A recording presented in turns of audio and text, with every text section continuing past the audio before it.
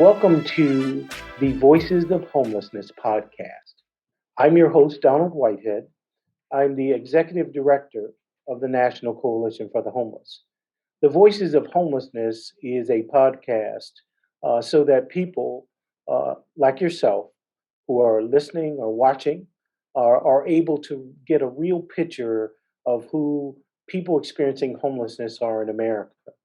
We often base our opinions, our thoughts on people experiencing homelessness based on stereotypes, based on non factual information.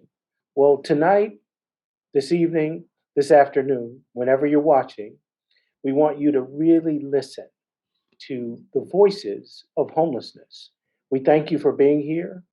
We have Dana Woolfolk and Cassandra Staton, and they will tell you a little bit about who they are and how they were um, unfortunately involved in the issue of homelessness, what happened, how they got out of it, and then we'll just have a general conversation. So, again, I thank you very much. This podcast is produced by the National Coalition for the Homeless, the oldest advocacy group working on behalf of homeless people in America. Our producer tonight is Kalita Harris. We thank her so much for her hard work. And we look forward to hearing from you today in your comments on the chat box after the show. So, Cassandra, we'll start with you. What happened? How'd you get there? What's going on in your life today? Hello, everyone. And thank you for having me, Donald, and inviting me onto the podcast. And hello out there. Okay, so my name is Cassandra Staton, and I am a face of homelessness. Um, I can't actually say that consecutively I was homeless. My homelessness were in various and different parts of in my life. A little background about me. I always consider myself the black sheep of the family, where I always thought that all my problems were based on the fact that here I'm born. So my mom was the pastor, my dad was a drug dealer. I'm just being totally honest. This is the Well, we dynamic. love honesty. Yeah, gotta be the dynamics of my lifestyle. But I didn't know um that what my parents were going through, they never showed it. We were the type of family would stayed in our house. Um, I grew up in Cheverly, Maryland, and when I was about 2 or 3 years old, my parents divorced. So, you know, I always thought as growing up, I was why my parents divorced, but it wasn't that. It was just the fact that God used them as a vessel to bring these wonderful kids and show them what a family's supposed to be. But here, um, I didn't understand, and I had a lot of anger with my mom and my father because I did not get the true history of what their life was like trying to maintain, be not the Bill Cosby's, but to, provide and be, you know, a modern day cultured black family without stipulations of, okay, um, we're not poverty. So growing up, my mother, after divorcing my father, she remarried again, alcoholic. My mom was an alcoholic, postal worker, went to work, we went to school.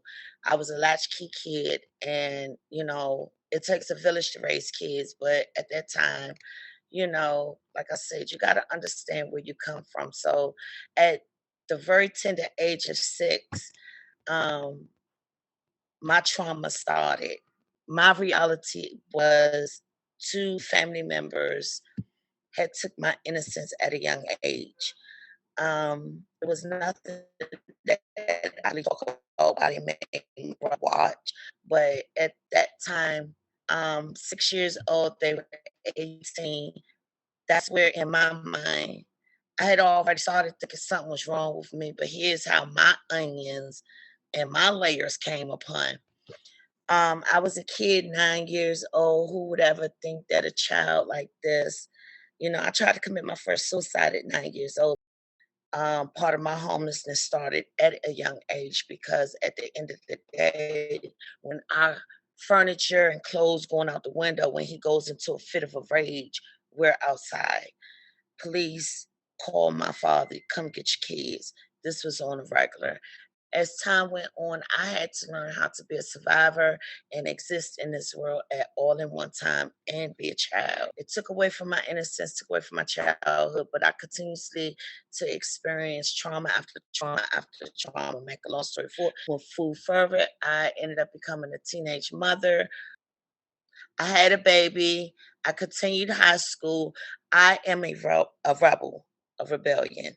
I am that spirit where you're not going to tell me what I am, what I cannot do, because I know who I am and a child of God. And that's all I had as I was growing up, because I had to remember my mother had gave me over to God while I was in her womb fighting for my life, because she would always tell me, the devil been trying to kill you since you was in the womb. Understandably, this is who I know who I am now. Um, Raised my child, graduated high school, worked at the State Department. I've worked since I was 15 years old, but I experienced life. Had my own first apartment, taking care of my daughter, got evicted, homeless with a kid, didn't understand what the streets were. At that time, I was living my best life in my early 20s, keeping a facade, working at the State Department. And that's how I met Steve, because he used to work at the State Department. And when I say God knows how to put people on your journey for your purpose, this is the blessing. Steve seen me through a lot of things. I was trying to maintain a job, keep a kid, then looking for love in all the wrong places, being abused, experiencing love in all the wrong places because of that's all I knew. Um, I got married at an early age, and experiencing addiction and um, having mental issues. That was a combination and a cocktail for disaster itself. But I didn't understand what I was until one doctor said I was dual diagnosed. And if you don't know what dual diagnosed means, that means that you suffer from a mental illness with a substance abuse. Um, if I wasn't being properly medicated, um, because of the fact that I wasn't stable. I'm considered a runner. So at that point, when if I wasn't hospitalized in a hospital where they were giving me my meds, I was on the street self-medicating, trying to cope with a lot of things that I felt ashamed. I felt like damaged goods. Nobody wanted me. I'm trying to be a mother. I'm trying to be a survivor. I'm trying to be everything. So many masses putting on, taking on, putting on. It was a struggle. I just slept in abandoned buildings, cars, people, floors, couches, everywhere. But I started getting with different organizations, and my last run being homeless, I was living at my sister's house, and I ended up getting with preventive measures, which is one core agency in the District of Columbia. I work with case managers, um, not only on the housing side, but on the mental side to keep me stable. I've been in my own place for 4 years. Um, I still have to Congratulations. check in with psychiatric. I still got to take medications. I still have to keep my story in front of me. Now, it's easy getting your own home when you get a voucher. The thing is, people don't understand is maintaining and being stable to keep it, because it's easy to lose. A lot of people don't understand that a lot of our homeless people that are out on the streets today are a lot of vets and people with mental issues like myself, that they don't know how to treat us in order to put us in places where we could be stable. but it takes a team. It takes a lot of dedication.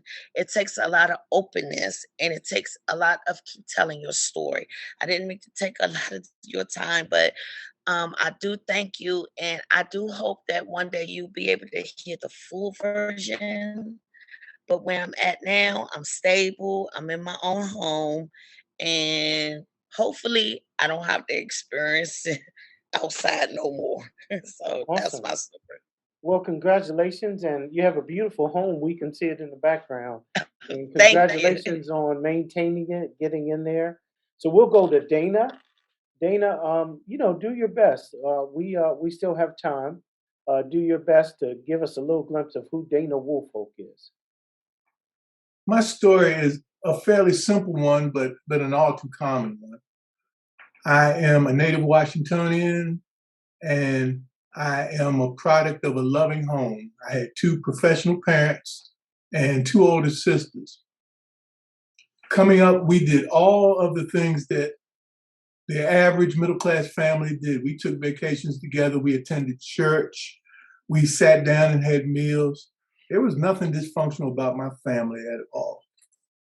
I came up through the DC public school system, and eventually I graduated high school and determined that I wanted to pursue a trade, at which time I began attending a trade school where I started learning how to be a plumber.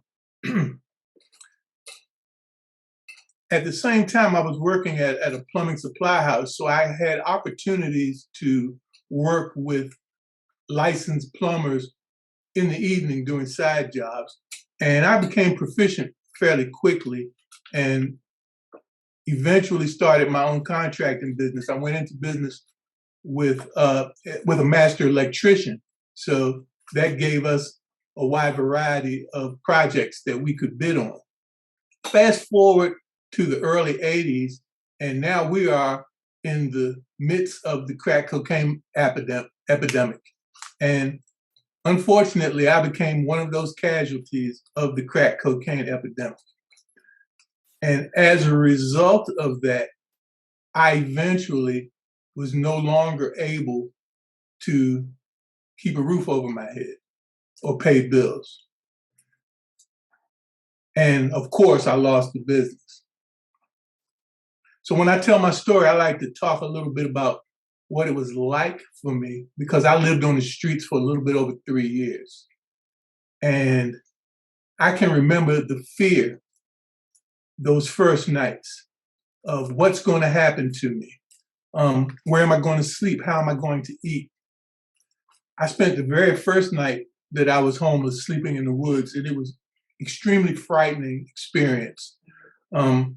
Once it gets dark and you're in the woods, you can't see your hand in front of your face because there's no light at all, but you're acutely aware of noises, and you can hear what is probably field mice and squirrels and chipmunks or whatever is in the woods, moving around. But my imagination took over, and I thought I was hearing lions and tigers and bears.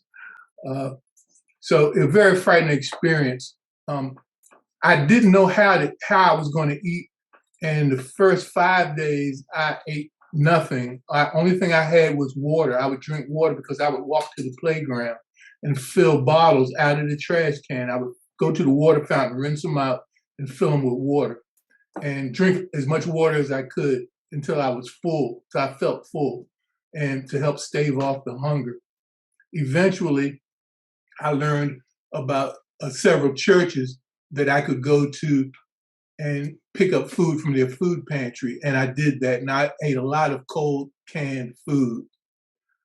There are a lot of stereotypes about people who experience homelessness, and one of the many stereotypes is that we all stand on corners begging for money. I can tell you that in the 3+ years I was homeless, I never once panhandled. I didn't ask for money. I did have people come up to me and hand me money sometimes because I looked so pitiful. I'm sure because I was so disheveled. I had this long, scraggly beard, and at the time I had hair and it was unkempt, and my clothing was dirty, and I smelled terrible. And mostly folks would walk past me without looking at me, without acknowledging that I existed, without saying hello, good morning, the things that I say to total strangers all the time during the course of my day. These things didn't happen for me while I was homeless.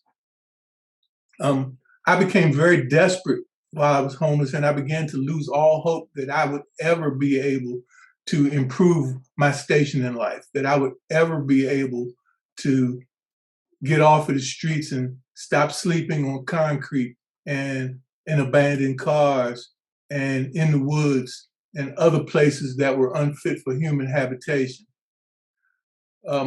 Eventually, I was extremely fortunate that I ran into a guy who I used to get high with at one point, but I hadn't seen him in years. And when I ran into him, it was obvious that he was no longer involved in any of the street life. You could just look at his appearance and his countenance and see that he was on the right path. And he had a talk with me, and he told me, how badly it appeared that I needed help, and that I probably would not last much longer if I continued to live on the street, because I had lost so much weight, and I was really a shell of what I looked like before all of this happened to me. So he suggested that I try to get into a detox program. I did. I got into that detox program. It was a 7 to 14 day program. They kept me for a month because I was just in really bad shape. They asked me if I would consider going to a residential treatment program. I agreed, and they found the money out of a SAMHSA block grant and sent me to treatment, where I stayed for a while, and I left treatment and I went to a HUD-funded transitional housing program. I lived in that program for 18 months. And in those 18 months, I continued to do the work that I needed to do to address my addiction. And I also gained some employment. And funny enough, the first good job that I got a lot of temp jobs, but the first full-time job that I considered a really great job was at a homeless shelter. And I never was in a homeless shelter while I was homeless, because I always refused to go to homeless shelters. I had a fear of a homeless shelter because of my perception of homeless shelters, that these were very dangerous places with lots of mentally ill people and people just out of prison, and that you got robbed and molested and all types of bad things happened to you. So I would never go. So now I was working at one, and it just so happened that the shelter I was working at was none of these things. And I was quite fortunate in that. Although I've come to know since then that many of the shelters clearly are exactly what my worst nightmare is. Since then, I've gone on to do some various things. I began in 2003 speaking with the Faces of Homelessness Speakers Bureau of the National Coalition for the Homeless, and I was on their board of directors from 2007 to 2010. I continue today to speak to groups when asked through NCH. I have along the way been on numerous local, state, and federal advisory boards and committees, have presented at several conferences, have reviewed manuals for service providers, and currently am doing federal technical assistance for HUD through NCH. As an advocate, I have had some wonderful opportunities to speak to members of Congress. And at the time I was a board member, I was able to review and comment on legislation coming out of committee pertaining to homeless programs. and to go on Capitol Hill and meet face to face with some of our legislators. So if you get nothing else from my story, what I really would like for people to get is that it doesn't matter how far down someone has fallen in life. If given opportunity and nurturing care, that anybody, no matter how sick they were, no matter how totally encompassed in drugs or alcohol, or how debilitated by mental illness, or how terrible their medical issues might be, that just given the right opportunity, that anyone can regain their life, regain their humanity, and become a contributing member to society again. Thank you. Dana, thank you very much. Very powerful. And Cassandra, very, very, very powerful stories. And Dana, I love how you framed it at the end. I like to say this myself. We should really, when we refer to people experiencing homelessness, we should take the word hopeless or helpless out of the dictionary, because Right. there are no hopeless people. You can always find hope. Where you find it at is the question, though. And sometimes you both talked about kind of using parts of the system to kind of get you back on your feet. It looks like the system right now is having some challenges, though.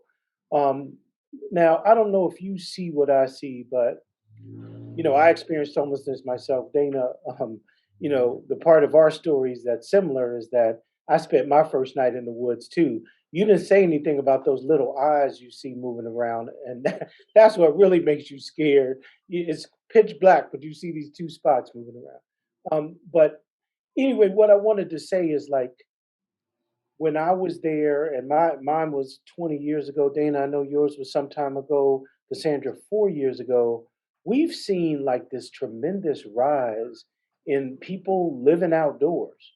Because most of the people, Dana, you lived outdoors by choice, but most of the people go to shelters. But can you guys tell me your opinion about how homelessness has grown and how many people we see in encampments, especially in this area? Can either one of you talk about that a little bit? Actually, it's funny that you say that, because the gentrification thing is starting to be, it's just there, especially in the District of Columbia. Um, they are putting up more. They're just throwing 'em up anywhere. Apartment buildings. A lot of these, what do you want to call them? Home builders, the people that's building these homes are taking advantage of the fact that they know that with the struggles that we have with homelessness, that they have to accept a lot of people that can't afford their high priced places in the city. And I'm just talking about District of Columbia. That the voucher system, before you know it, it's going to be hell on wheels, because of the fact that they don't care about the fact that they're out here. Only thing they want is the voucher and the money. They don't care about the people. It's sad to say. Um, and then they pick and choosing on who can have housing and who cannot. Right. Well, you hit on something really big, and you don't do the policy as much, Cassandra. I know you do your speaking, but you touched on something that's really big, and that's gentrification, making the housing way too unaffordable for most people. And it's you can see that very clearly, even though you don't work on policy. But the rest of America, they think it's just drugs and alcohol. No, And drugs and alcohol are part of it, but it's not the big part of it. Dana, do you want to speak to like the growing numbers you see? Yes, thank you, Donald. It's funny, if you look at certain statistics, it would appear, or we would be led to believe, that certain demographics of homelessness are actually dropping, but that's not what I see day to day. When I'm out and about on the streets, it's not what I saw during all the years I've worked in homelessness, because not only did I have that first job where I worked at a homeless shelter, but I also worked in community mental health. And I worked in community mental health for 12 years. And I also worked as a homeless outreach coordinator for a local city government agency for another 5 years before I retired. So I have been engaged in this process a long time. I've been involved in the counts of homeless people, and I can tell you that that information is completely inaccurate. Mm-hmm. And because they're taking in account who they can actually count on that one day, and that number is meaningless, because I could go 3 days later and conduct that count again, and the numbers would be entirely different, just depending on what the weather was like. So things like that.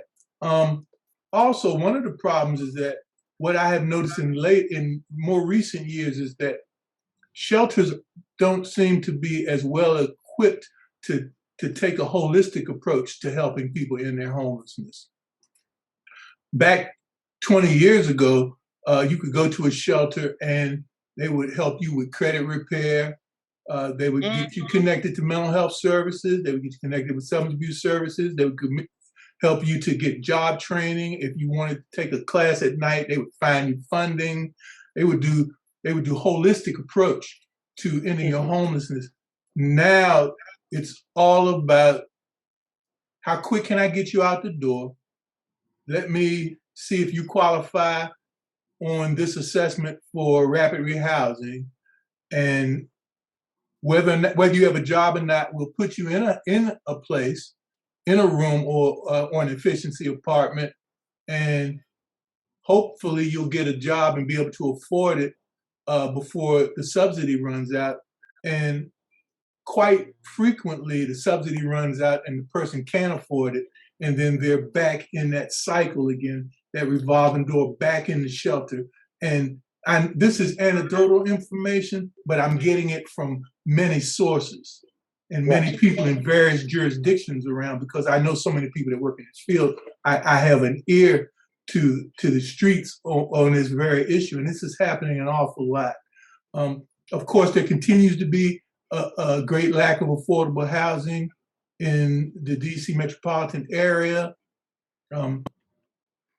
And just a simple unwillingness of government officials, to be honest, to do what really needs to be done to truly make a difference in people's lives. That's why we're seeing more people living under underpasses and bridges. We're seeing more people in parks, seeing more people standing on the freeways trying to get some money so that they can purchase whatever it is that they need at that given time.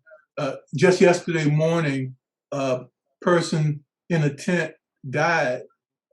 Their tent caught on fire, and when the fire department put it out, they were deceased. And this is someplace that was like 15 minutes from downtown DC, right in the shadow of the U.S. Capitol and the White House. This is going on. So you can just imagine how it looks, and how the problem is in other places in the country, because this is not limited to just the DC area. When I talk to my colleagues on the West Coast, it's the same thing. When I talk to my colleagues in Ohio, in Minnesota, in North Carolina, in Atlanta, and in Seattle, it's the same story over and over again. It's playing out this way.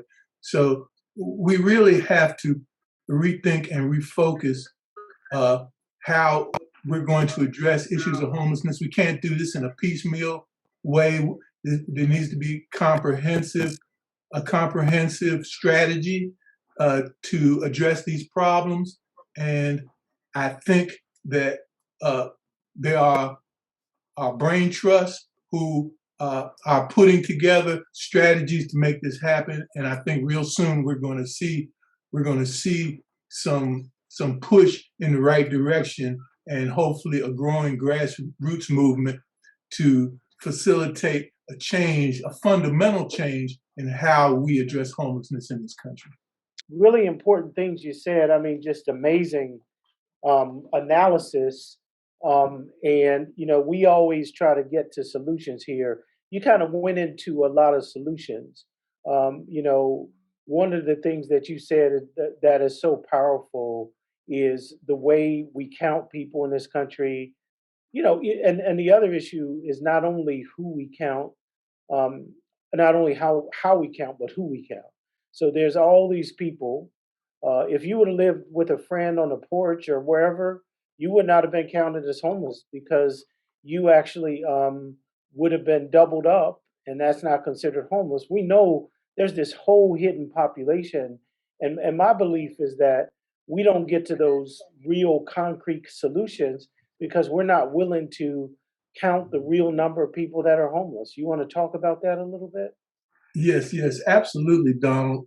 Uh, I think in this country, we've gotten so used to defining homelessness as the people we see on the street and the numbers that we get from the shelter, which is the captive numbers.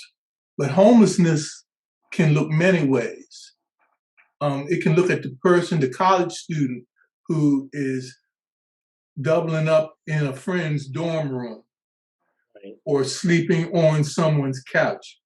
It can be the family of 5 who is staying in Aunt Bessie's basement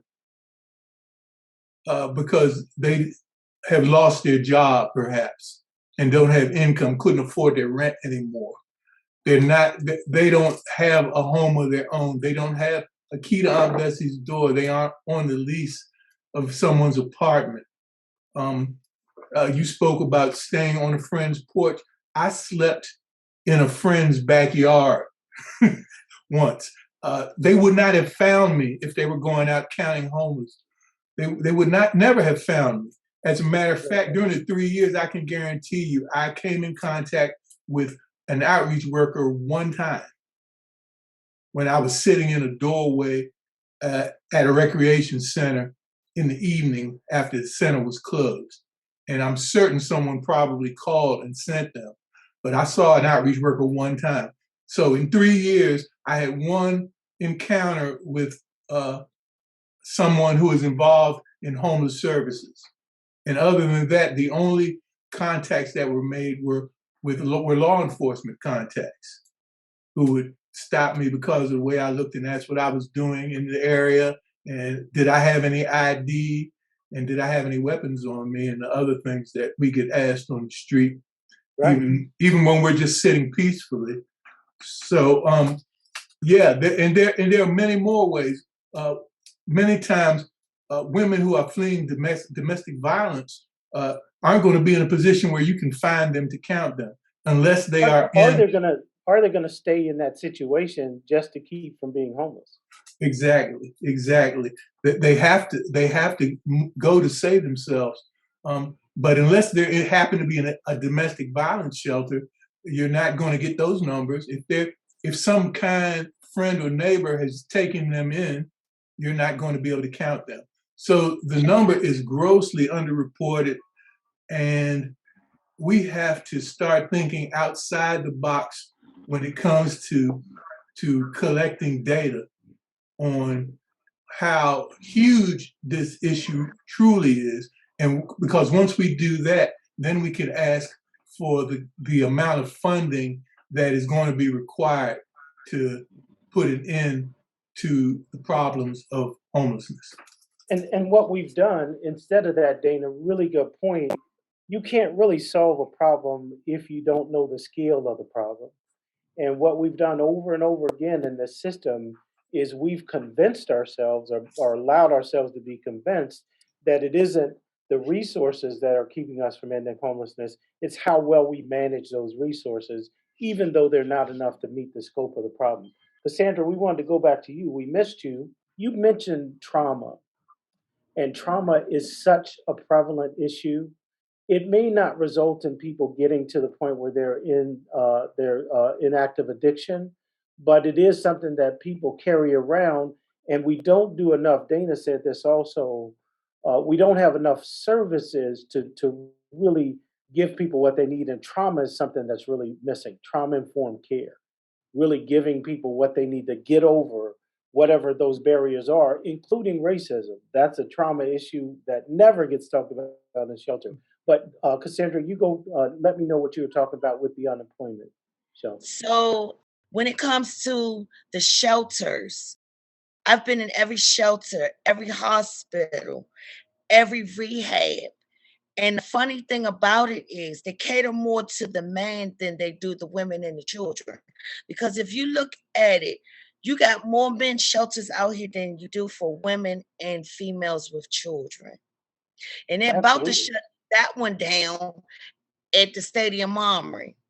But right here on Minnesota Avenue, they building a 360 something bed community just for men to re-enter into back into society. And while they're trying to build up these black men, the women are dealing with because you keep forgetting we're lonely. Let's talk about the reality of the moment of having an absent father and husband in the home while we are trying to maintain being mothers and grandmothers out here trying because it does take a village to raise these kids.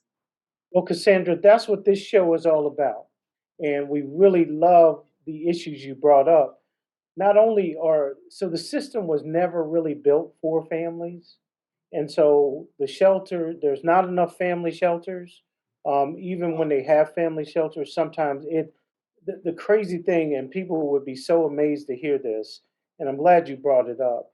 A lot of the shelters, the family shelters, break up the family. So you can't have your boys over 13, you can't have your husband there. So it's built in a way that separates the family, and that just adds to the trauma. Just more and more trauma people have to deal with. Really fantastic comments. You talked about, the violence that women have to endure. You talked about the pain. You talked about the need for them to build shelter. So a lot of really, we could do a whole segment on the things you just talked about. But we really appreciate all that both of you said. Really amazing points. We're drawing down to the end, and this is why we do the show because most of what you both talked about today is not common knowledge, and people need to hear it, and they need to hear it from the experts. And it's not the experts that are in Congress or the experts that are in advocacy chairs. It's important to hear from the people who actually have lived this system and understand where all the inequities are, and really can bring the passion to the table that a lot of other people can. I thank you for your time tonight. I want to give you a chance, both of you, uh, and we're going to stick to 5 minutes this time. So we're going to give you 5 minutes if you have any closing remarks. 5 minutes or less if you have anything else you forgot to say. One thing that I really need to touch on, and it's very dear to my heart, my stepfather, regardless of what he did, that was between him and my mother. But I gotta say one good thing. He was a vet. Down on our nation's capital. You want to fight for your country. But when these men and women come back to their families missing limbs and mentally are not stable, but you want them to fight for your country. Half of them are the homeless victims that y'all promise to give them their housing when men is fighting your war, giving them drugs to go kill other families in other countries while you sleep good at night. Half of our homeless people are vets sleeping on the nation's capital. And when they come home, they can't get no service. another thing we need to focus on with the epidemic with the homeless too. It ain't just substance abuse and alcohol abuse and trauma and all that. You got to think about our vets too. Awesome. Thank you very much. Dana, any last words from you? Certainly, I would strongly encourage any of our legislators and local leaders, if they happen to see this podcast, to think about what could be done to address this problem if they had more housing choice vouchers at their disposal. A real solution that doesn't require that someone has to make a certain salary in order to sustain the housing. And then incentives so that property management companies will be incentivized to actually let people experiencing homelessness use these vouchers without the strict restrictions that are put on them based on their credit history, legal history, and so forth, that are keeping many people from being able to use a voucher if they get one. The time is now. Yeah. The time is now, and I think this is our moment, and we are truly ready to bring America home now. Yes. Thanks, Awesome. I couldn't have ended on a better note. Really appreciate you guys being here. You were fantastic. Anytime. You really framed the issue, and we will have you back again. We thank you very much. Thank you. And that is our show for tonight. Welcome and thank you for being here. All of you out there, we thank you for listening to the Voices of Homelessness. Be blessed. These Good are night. these are real people with real experiences that really are telling it like it is. You need to share this video with other people so they can get the real lowdown of what's happening in our country and how we can fix it, because these are where the solutions are, coming straight from the Voices of Homelessness. So go to our website, www.nationalhomeless.org, or www.bringamericahomenow. We can end homelessness if we listen to the people that know the real solutions. So I thank you so much and have a wonderful time. And thank you for joining the Voices of Homelessness.